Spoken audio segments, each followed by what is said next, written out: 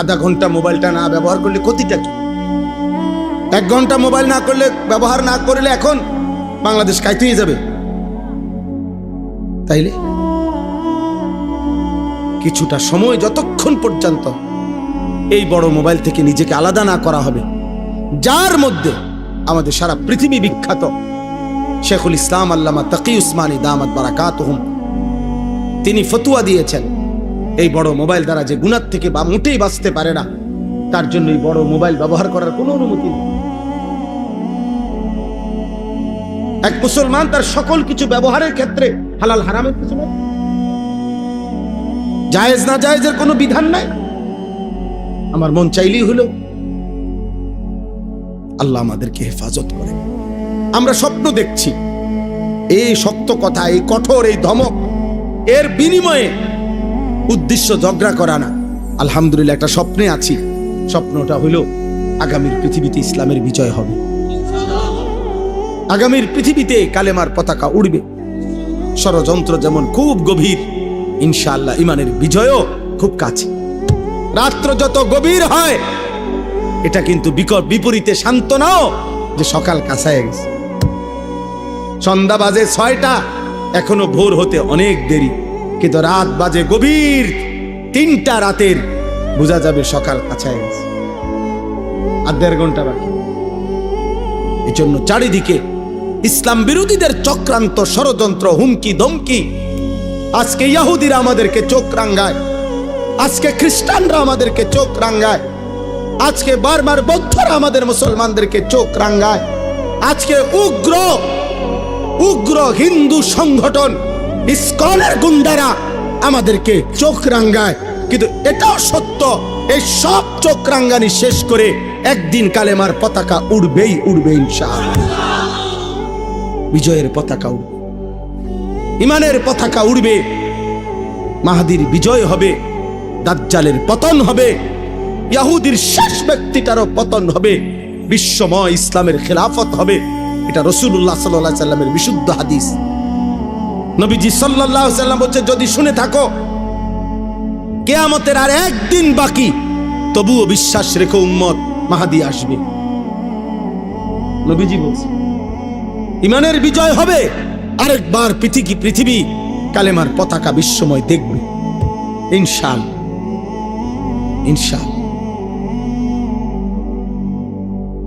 ইনশাআল্লাহ সেদিন হয়তো কেউ কাজে লাগবে, কেউ কাজে লাগবে না। কেউ হয়তো ইমানের পক্ষে থাকবে, কেউ দাজ্জালের খপ্পরে নিজের ইমান শেষ করে ফেলবে। আগামীর সময় মুমিনের পরীক্ষা ভাই। এখন তো হইল গুনাহ নেকির টানাটানি চলতেছে, কেউ নেক করে, কেউ গুনাহ করে। আগামীর সময়টা হবে ইমান আর কুফরের সময়। কারো ইমান থাকবে, কারো ইমান থাকবে। ইউসবিহুর রাজুলু মুমিনান ওয়া ইউমসি কাফিরান। কসম খোদার ভাই, আল্লাহর নবী বলছে, পরিষ্কার বিশুদ্ধ হাদিস, সকালবেলা থাকবে মুমিন, সন্ধ্যায় হয়ে যাবে কাফের। ওয়া ইউমসি মুমিনান ওয়া ইউসবিহু কাফিরান। সন্ধ্যাবেলায় থাকবে মুমিন, সকাল হতে হতেই হয়ে যাবে কাফের। ইয়াবিউ দীনাহু বিআরাদিন মিনাদ দুনিয়া। আল্লাহর নবী সাল্লাল্লাহু আলাইহি সাল্লাম বলেন, সামান্য দুনিয়ার লোভে অসংখ্য অগণিত আমার উম্মত নিজের ঈমান বিক্রি করে ফেলে, ঈমান বিক্রি করে ফেলে। আল্লাহ আমাদেরকে হেফাজত করেন। এজন্য বয়স্ক বাবা আপনাদেরকে বলি, আপনাদের কাছে অনুরোধ করি, আপনারা আপনাদের স্ত্রী, সন্তান, ছেলে মেয়ের, পরিবারের সদস্যদের ঈমান, আমল, নামাজ, রোজা, বন্দেগী, হালাল হারামের নজরদারি করেন। খাট, পালং, সোফা, ফার্নিচার এগুলো এমনিই হবে মিয়া। এগুলো এখন পৃথিবীতে কোনো অবাক কিছু না। টাইলস চিনে না এমন পাগলও নাই, সোফা চিনে না এমন পাগলও এখন আর পৃথিবীতে না। আমি শুধু এই সোফা, খাট এটি কেউ দেখতো না, এটি প্রত্যেকের ঘরে আছে। আঙ্গাল কাঙ্গালেও দিছিল। ফ্রিজ সবার দরকার, এটা একটা নিত্য প্রয়োজনীয় জিনিস, এটা আর এখন কোনো শৌখিন জিনিস। বাংলাদেশের যে গরম, এখানে এসিও এখন নিত্য প্রয়োজনীয় জিনিসের অন্তর্ভুক্ত। এইটাও আর এখন শৌখিনতা নাই, এত প্রচন্ড গরমে। অতএব প্রয়োজনীয় এই জিনিসপত্র কোনো না কোনো ভাবে প্রত্যেকেই ব্যবস্থা করছে। এগুলো মানুষের দেখাইয়া শুনাইয়া কোনো লাভ নাই, ভালো লাভ নাই। ইমানের হিসাব দেন, আখিরাতের হিসাব দেন, সেজদার হিসাব দেন, গোলামির হিসাব দেন। আমার প্রিয় সন্তান, আমার প্রিয় নওজোয়ান ভাই, এমন মালিকের নাফরমানি করো না বাপ, এমন মালিকের নাফরমানি মানায় না রে বাপ। তুমি জানো না তিনি তোমার কেমন রব। আল্লাহ যেন ডাক দিয়ে বলে, বান্দা তুমি জানো আমি তোমার কেমন রব? 24 ঘন্টা তোমার অজান্তে, তুমি জানো না, বুঝো না, বলো নাই, আমি রব্বুল আলামিন এমন রব 24 ঘন্টা অস্তিত্বের প্রথম সেকেন্ড থেকে নিয়ে শেষ পর্যন্ত জীবনের সকল প্রয়োজন, জীবনের সকল আয়োজন, হৃদয়ের প্রতিটা স্পন্দন, নিঃশ্বাসের প্রতিটা নড়াচড়া, দেহের পুরা অঙ্গ প্রত্যঙ্গের নড়াচড়া আমি আল্লাহ যা ঠিক ঠিক মতো তোমার পৌঁছাচ্ছি, করে দিচ্ছি। গোটা কায়নাত আমি তোমার জন্য বারবার, একবার আলো দিয়ে সাজাই, একবার অন্ধকার দিয়ে সাজাই, একবার রাত বানাই, একবার দিন বানাই, একবার সকাল বানাই, একবার দুপুর বানাই, সপ্তাহ বদলাই, মাস বদলাই, দিন বদলাই, শরীর বদলাই, স্বাস্থ্য বদলাই। ছিলা ছোট্ট বাচ্চা, বানাইলাম শক্তিমান যুবক, আবার বানাইলাম বৃদ্ধ। ছিলা দুর্বল, বানাইলাম সবল। ছিলা অসুস্থ, বানাইলাম সুস্থ। ছিলা গরিব, বানাইলাম ধনী। ছিলা সম্পদহীন, দিলাম সম্পদ। এত কিছু 24 ঘন্টা যে মালিক আমি নিজ যত্নে তোমার করছি। আমি তোমার সেই মাওলা, আমি তোমার সেই আল্লাহ। তোমার সেজদা দিতে বলছি বান্দা, অন্য কেউ না। আমি তোমার বড় বেশি আপনজন। আমার ইচ্ছা ছাড়া তোমার নিঃশ্বাস চলে না, আমার ইচ্ছা ছাড়া তোমার চোখ নড়ে না। তুমি কেমনে পারলা বান্দা আমার মতো মালিকরে সেজদা না দিতে? বলো না আব্বা, বলো না ভাইয়া, আমার প্রিয় সন্তান বলো। 16 বছর যেই ছেলের এত অল্প বয়সে এক ওয়াক্ত নামাজ পড়ো না, আগামী 40 বছর পর্যন্ত তোমারে যদি আল্লাহ হায়াত দেয়, সেই পর্যন্ত তোমার নাফরমানির অবস্থা কি হবে? আল্লাহ তোমারে কোনো কিছু দেয় নাই। আলাম নাজালিল আরদা মিহাদা ওয়াল জিবালা আওতাদা ওয়া খালাকনাকুম আজওয়াজা। আল্লাহ বলেন, বলো না বান্দা, আমি কি জমিন তোমার জন্য বিছিয়ে দেই নাই? উত্তর দেন, জমিন কি আল্লাহ আমাদের জন্য বিছায় নাই? ওয়াল জিবালা আওতাদা, আল্লাহ বলেন পাহাড়গুলো আমি কি তোমাদের জন্য পেরেগের মতো স্থাপন করি নাই? করেছেন। ওয়া খালাকনাকুম আজওয়াজা, আমি আল্লাহই তো তোমাদেরকে জোড়ায় জোড়ায় নারী পুরুষে সৃষ্টি করেছি। ওয়া জাআলনা নাওমাকুম সুবাতা, সারা দিনের ক্লান্তি দূর করার জন্য 2 চোখের ঘুম আমি তো দিয়েছি। ওয়া জাআলনাল লাইলা লিবাসা ওয়া জাআলনান নাহারা মাআশা, তোমার ঘুমের পরিবেশ তৈরি করার জন্য আলোকিত পৃথিবীটাকে অন্ধকারের কালো চাদর দিয়ে রাত্রির আবরণ করে দিয়েছি। এ তো আমি করেছি বান্দা, নাই তো তুমি ঘুমাবা কেমনে? আবার তোমার উপার্জন মেহনতের জন্য, পরিশ্রম কামাই রোজগারির জন্য আবার আলোকিত ফর্সা ধবধবে একটা দিন আলো করে আমি আল্লাহই তো এনে দিয়েছি। আমি যদি আলো না দিতাম তুমি রোজগার কেমনে করতা? আমি যদি অন্ধকার না দিতাম তুমি ঘুম চাইতা কেমনে? সেই আমি তোমার একটা সেজদাও পাই না? সেই তুমি আমি আল্লাহকে একটা সেজদাও দিবা না? রাতের 12টা 11 বাজে, তাহলে রাত 12টা 11 পর্যন্ত যেই যুবক সজাগ থাকতে পারলা, সেই তুমি কেন সেজদা দিতে পারলা না বাপ? বলো না আব্বা, কেমনে ঘুমাইবা এখন? সারাদিন মোবাইলে হয়তো নারী দেখছো, ছবি দেখছো, অশ্লীল দৃশ্য দেখছো। সারাদিনে যারা পেশাব করে হয়তো পানি নাও নাই, টয়লেট পেপার ব্যবহার করো না, শরীরও নাপাক, আর এই অশ্লীল নারীর ছবি দেখলে হারাম বীর্যপাত হয়, এ কারণেও শরীর নাপাক। এক ওয়াক্ত নামাজও পড়ো নাই, এই অবস্থায় যে ঘুমাইলা, নাপাক দেহ, নাপাক শরীর, দিলটাও নাপাক, এই নাফরমান, এই ঘুম যদি আর না ভাঙে, এই রাত যদি আর ভোর না হয়, হ্যাঁ হবে বা। রাসূলুল্লাহ সাল্লাল্লাহু আলাইহি ওয়াসাল্লাম বলেছেন, লা ইয়াজনি জানি হিনা ইয়াজনি ওয়া হুয়া মুমিন। কোন ব্যভিচারী যখন জিনা করে সে মুমিন থাকে। আর এই নারীর অস্থির ছবি দেখা এ তো জিনা। নবীজি বলছে চোখের জিনা। নিজের হাতকে নিজের লজ্জাস্থানে নাপাক ব্যবহার করা এ তো জিনা। নাকিহুল ইয়াদে মালউন।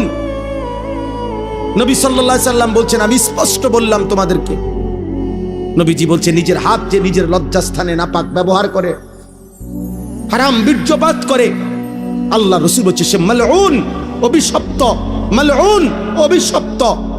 এমন অভিশপ্ত জিন্দেগি নিয়ে যুবক যদি ঘুম না ভাঙে,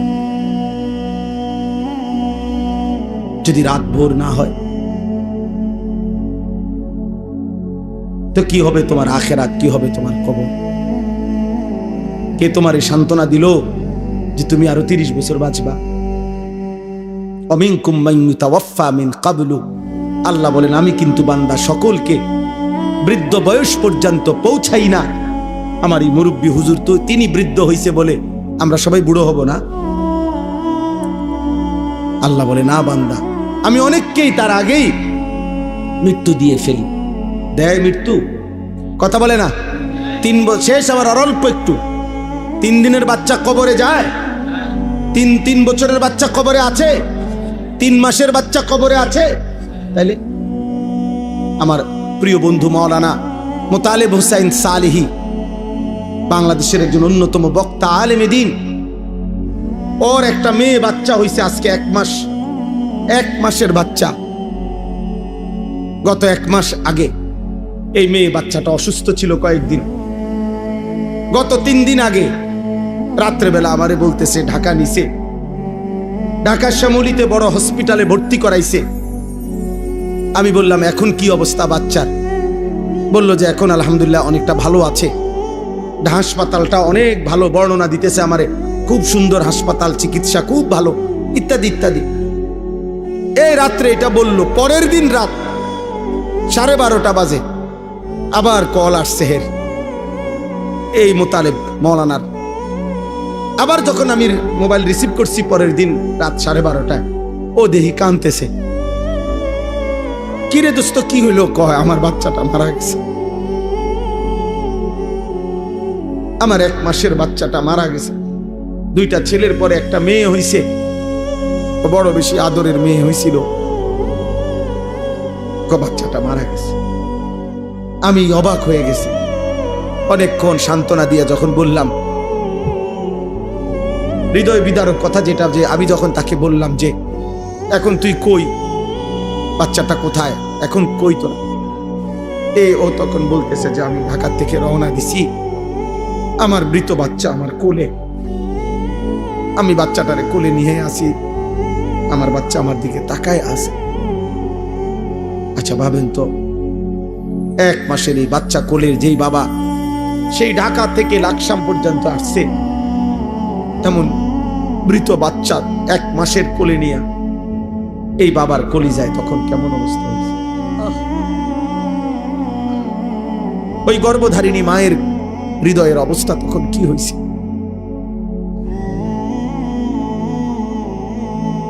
তাইলে বন্ধু আমার, দোস্ত আমার, সাথী আমার, এই মোবাইল নিয়ে তোমরা এমন শুরু করছো কেন?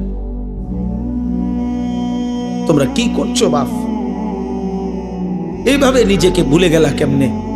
আর এই পৃথিবীর কোনো উপকার না করলা, নিজেরে এভাবে তিলে তিলে নষ্ট করে দিচ্ছ কেন? তোমার চরিত্রের অবস্থা কি তুমি জানো? তোমার দেহের অবস্থা কি? তোমার চেহারার হালাত কি? চুল রাখছো মুশরিকের মতো, শরীর নাপাক করে রাখো। আল্লাহ তোমাদের উপরে দয়া করেন, আল্লাহ তোমাদের উপরে রহম করেন। এটা কেমন জীবন আব্বা? 1 ওয়াক্ত নামাজ পড়তে মন চায় না, কেমন জীবন? কোনদিন মালিকের নাম আসে। আজকে আমি মসজিদে জুমার নামাজে আমার জুমার বয়ানের তাফসিরে বলছি, শয়তান কে শয়তান কেন বলা হয়? শয়তানকে শিন তা নুন, শয়তানের মূল অক্ষর, অর্থ হলো 24 ঘন্টা, যার প্রতি মুহূর্ত যে হক থেকে, সত্য থেকে দূরে, এই জন্য তাকে শয়তান বলা হয়। অর্থাৎ 1 সেকেন্ড যে নিজে এবং তার অনুসারীদেরকে 24 ঘন্টা যে হক থেকে, সত্য থেকে, আল্লাহর পথ থেকে সরায়া রাখতে চায়, এই জন্য তাকে শয়তান বলে। তাহলে দোস্ত, শয়তানের সিফাত যে সে নিজে এবং তার অনুসারীদেরকে আল্লাহর পথ থেকে 24 ঘন্টা সরায়া রাখতে চায়। তাহলে 24 ঘন্টার একটা দিনে তোমাদের যাদের একটা ওয়াক্ত নামাজের সেজদা জুটলো না কপালে, তুমি কিংবা তোমার আশেপাশের কোনো বন্ধু, তাহলে তুমি তো নিজে এবং তোমার বন্ধুদেরকে তুমি তো যেই পথে পরিচালিত করিলা, এ তো শয়তানের আখলাক, এ তো ইনসানের আখলাক হইতে পারে না, এ তো মানুষের চরিত্র হইতে পারে না। নয়তো একটা 24 ঘন্টার দিন কেমনে পার করে দিলা, যে 24 ঘন্টায় একটা সেজদাও দিলা না আল্লাহরে, একবার মুখ দিয়া আল্লাহ এই নামটা বের হইল না, এত বড় দুর্ভাগা তুই কেমনে হইলি বা, কেমনে হইলি? আমার অস্থিরতা তো এটা নিয়া, আমার অশান্তি তো এটা নিয়া, যারে কিভাবে সম্ভব মুসলমানের ঘরে জন্ম নিয়ে ইমানদার মা বাবার সন্তান হয়ে, এটা কেমন ছেলে কেমন মেয়ে যার 24 ঘন্টায় একবার তার মুখ দিয়া তার রবের নাম বের হলো না?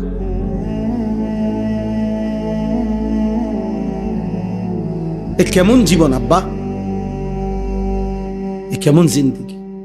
আল্লাহ আমাদেরকে হেফাজত করেন।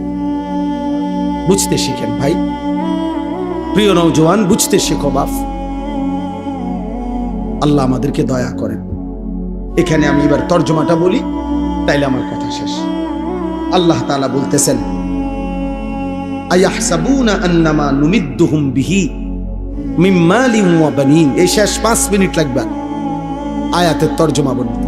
তর্জমা বললেই বুঝবেন, একদম সহজ কথা। আল্লাহ বলেন, আমার কিছু বান্দা ভেবেছে, কিছু মানুষ ভাবতেছে, আমি যে তাদেরকে দুনিয়াতে কিছু সম্পদ এবং সন্তানাদি দিয়েছি, ভাত মাছ চাল ডাল দালান বিল্ডিং, বিবি বাচ্চা স্ত্রী সন্তান, টাকা পয়সা প্রভাব প্রতিপত্তি দুনিয়াবি, এগুলা যে আমি তাদেরকে দিচ্ছি, ওরা ভাবছে নুসারিউ লাহুম ফিল খায়রাত, আমি তাদের উপরে খুব সন্তুষ্ট হয়ে আছি, তাদেরকে আমি কল্যাণের পথে রেখেছি। টাকা পাইয়া, বাড়ি পাইয়া, ভাত তরকারি জিফুত পাইয়া ও মনে করতেছে আমার যেহেতু কোনো অভাব নাই, বিপদ নাই, রোগ নাই, ব্যাধি নাই, পেরেশানি নাই, অস্থিরতা নাই, আল্লাহ মনে আমার উপরে খুব খুশি, সন্তুষ্ট, নইলে আমি এত ভাত খাই কা, নাই তো আমি এত বিল্ডিং করি কা। আল্লাহ মনে আমার উপরে খুব রাজি খুশি। হ্যাঁ, বলেই তো, পরিষ্কারই তো বলে। বয়স্ক মানুষ হতে এই কথা বলে যে হুজুর আল্লাহর রহমতে আমনগো দোয়ায়, 10 জনের দোয়ায় আল্লাহ আমারে খুব সুখে রাখছে। জিজ্ঞাসা করবেন, চাচা কি সুখে রাখছে? ওই যে আল্লাহর রহমতে 4 ফুট বিদেশ, 4টা ফুট বিদেশ, 3টা মেয়ে আল্লাহর রহমতে তাগরে বিয়া দিছি। মনে মনে আশা করছিলাম এখন বিল্ডিং করুন, আল্লাহ বিল্ডিংও দেখাইছে হুজুর, আল্লাহ করাইছে। একটা বিল্ডিং করছি হুজুর, 4টা রুম, হ্যাঁ 2টা বাথরুম, বাথরুম দিয়ে হুজুর আল্লাহর রহমতে আমনগো দোয়ায় টাইলস। আল্লাহু আকবার, আল্লাহু আকবার। চাচার কপাল, কত বড় কপাল নিয়ে উনি আসছে পৃথিবীতে। ওনার পূর্বপুরুষ মাটিতে পেশাব করত, আর উনি এখন আল্লাহর রহমতে খাস দোয়ায়, আমরার দোয়ায় উনি এখন টাইলসে মুতে। আল্লাহ পাকের দয়া আপনার উপরে।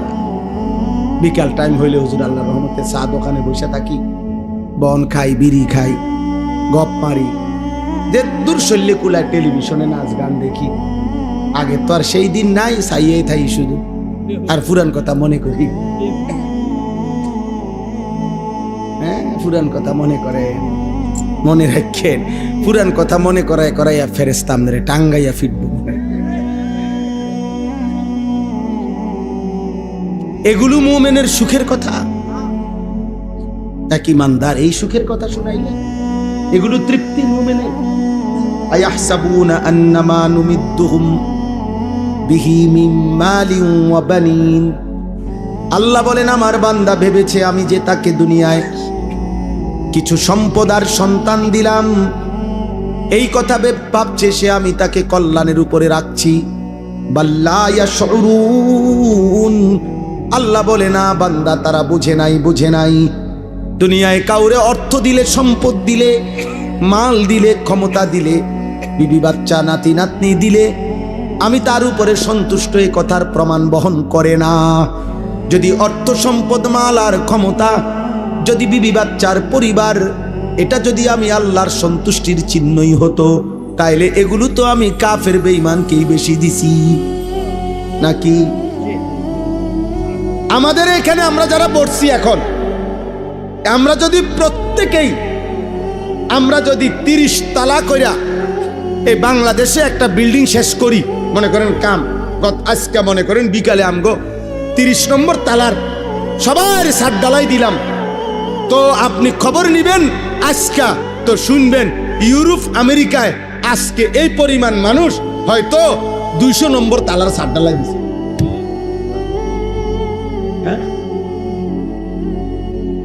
তো আপনি যে আরো তো 170 তালা ফিসে পেরে গেলেন, সেটি কোন সময় ছাদ ঢালাই দিবেন? কথা বুঝেন নাই আমার?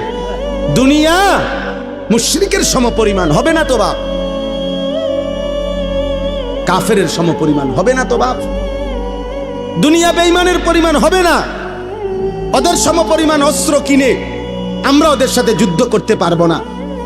ওদের সমপরিমাণ শক্তি, দুনিয়াবী শক্তি দিয়ে আমরা ওদের সাথে লড়াই করে পারবো না। 1450 বছর ইসলাম কাফের মুশরিকদের সমপরিমাণ অস্ত্র দিয়ে কোনোদিনও যুদ্ধ করে নাই, সমপরিমাণ জনশক্তি দিয়েও, জনবল দিয়েও যুদ্ধ করে নাই। প্রতিবার মোমেনের বিজয় হয়েছে মহান আল্লাহ পাক রব্বুল আলামিনের শক্তিতে। প্রতিবার বিজয় দিয়েছেন আল্লাহ। প্রতিবার মোমেন তার রবের সাথে সম্পর্ক করেই সেজদার শক্তিতে, ইমানের শক্তিতে, কালেমার শক্তিতেই মহান আল্লাহর দয়ায় প্রতিবার ইমানের বিজয় হয়েছে। অতএব দুনিয়া হিসাব মিলাইলে হইতো না আমাগরে আল্লাহ কাফেরদের সমপরিমাণ দুনিয়া দিবে না, এটা আল্লাহর ওয়াদা, এটা আল্লাহর ওয়াদা, আল্লাহর ওয়াদা। আমরা দেশের ধনীও ধনী আর ইউরোপ আমেরিকার ধনীও ধনী। আমরা দেশের 7 তলা বিল্ডিং ওয়ালা যদি মনে করে ধনী, ইউরোপ আমেরিকাতে 7 তলা বিল্ডিং এর ছাগলও পালে না। আমরা দেশের প্রাইভেট কার চালানোওয়ালা যদি মনে করে ধনী, তো জাপানে ইউরোপে প্রাইভেট কারের মধ্যে ছাগল টানে। আমারে বলছে, এটা সত্যই কথা। কাজেই দুনিয়াবি এগুলো কি নয়, মূল সফলতা নয়, সন্তুষ্টি আল্লাহর নয়। তাহলে আল্লাহর সন্তুষ্টি কিসের মধ্যে? এই শেষ কথাটা আল্লাহ বলছে, যার মধ্যে 4টা জিনিস আছে তার প্রতি আল্লাহ সন্তুষ্ট হয়ে আছে। কয়টা জিনিস? 1, ইন্নাল্লাযীনা হুম মিন খাশিয়াতি রাব্বিহিম মুশফিকুন। হৃদয় যার আল্লাহর ভয়ে কম্পিত, হৃদয়ে যার আল্লাহর ভয়, আল্লাহ তার প্রতি সন্তুষ্ট হয়ে আছে। 1, 2, ওয়াল্লাযীনা হুম বিআয়াতি রাব্বিহিম ইউমিনুন। আল্লাহর কোরআনের, আল্লাহর বিধানের সবগুলো আয়াত, হুকুম, আহকামকে সর্বান্তকরণে মেনে নিচ্ছে যে আল্লাহ বলেন সে কল্যাণের পথে, আমার সন্তুষ্টির পথেই আছে। 3, ওয়াল্লাযীনা হুম বিরাব্বিহিম লা ইউশরিকুন। আমি আল্লাহর সাথে কোনোভাবে, কোনো সূরতে এক যাররা যে শিরিক করে না, শিরিক মুক্ত যার ঈমান, সে আল্লাহর সন্তুষ্টির উপরে আছে। তাইলে 1 নাম্বার হলো হৃদয়ে যার আল্লাহর ভয়, 2 নাম্বার মেনে নিচ্ছে যে আল্লাহর বিধান, 3 নাম্বার করে না যে কোনো অবস্থাতে শিরক, 4, ওয়াল্লাযীনা ইউতুনা মা আতাও। আল্লাহ বলেন আমার যে বান্দা, আমি আল্লাহর দেওয়া সব কিছু যা আমি দিছি, শরীর, স্বাস্থ্য, যৌবন, সব কিছু, স্ত্রী, সন্তান, ক্ষমতা, অর্থ, বিত্ত, সম্পদ, প্রভাব, প্রতিপত্তি, ব্যবসা, কামাই, অর্জন যা কিছু আল্লাহ দিয়েছেন তা আল্লাহর পথে ব্যয় করে, আল্লাহর পথে ব্যয় করে, আল্লাহর পথে ব্যয় করে। আল্লাহ বলেন আমি তার প্রতি সন্তুষ্ট হয়ে আছি, সন্তুষ্ট হয়ে আছি। তাইলে কয়টা হলো? 4টা। হৃদয়ে যার কার ভয়, মেনে নিচ্ছে যে কার বিধান, করছে না কোনো অবস্থাতে যে কি শিরক। 4 নাম্বার, আল্লাহর দেওয়া সব নিয়ামত যে ব্যয় করছে কার পথে, আল্লাহর পথে। এইবার এই 4টার পরে আল্লাহ অতিরিক্ত আরেকটা গুণ বলছে।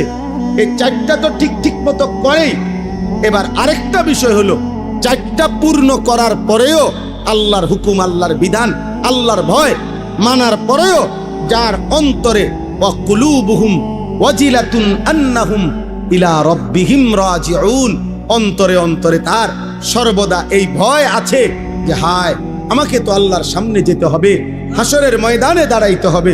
আহা আমার মাওলা, আমার এই বন্দিগি, আমার এই ইবাদত, আমার এই দান, আমার এই সাদাকা, এগুলো জানি কবুল করে কি। আসল বিষয় তো আল্লাহ কবুল করে কিনা। কথা বুঝছেন? মানুষের বাহাবা, মানুষ তো দিচ্ছে মার হাবা, কিন্তু আসমানের কি অবস্থা? কথা বোঝেন নাই? মানুষ তো বলছে জনাব অমুক 30,000, মানুষ কইছে মার হাবা, হাবারে মার মার, তারে কাটছে মার, এত টাকা দিল কেন? মানুষের মার হাবা তো আচ্ছা ঠিক আছে বুঝলাম, আর শাজিমের মালিক আল্লাহ বলবে বান্দা 30,000 টাকার ইনকামটা কেমনে হয়েছে একটু বললে ভালো হয়। সিটারি কয় টাকা, বাটফারি কত, সুদে কত, কিস্তির কত, ওজনে কম দেহা কত, আমি দেখছি বান্দা কাম হবে না। এ মার হাবা লইয়া বাদ যাও গা, ঘুমাই লাও। তোমার মার হাবা তোমার সাথেই নাও, বাইক নাও, মানুষের জানাইও যে আল্লাহর রহমতে আপনার তো ভাই মার হাবা দিছে এলাকা, কিন্তু আমি নিলাম না, কারণ হারাম হলে আল্লাহ কি নেকি দিবেন। এজন্য বললাম মুমিন সর্বদাই ভয়ে থাকবে আমার আল্লাহ গ্রহণ করিলেন কিনা। উলাইকা ইউসারিউনা ফিল খায়রাত ওয়া হুম লাহা সাবিকুন।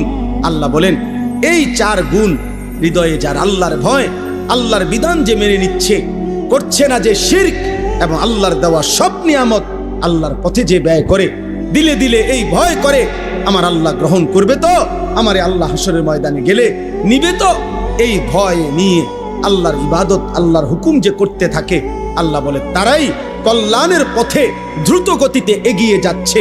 অহুম লাহা সাবিকুন, তারা তো জান্নাতের জায়গায় পৌঁছেই গেছে।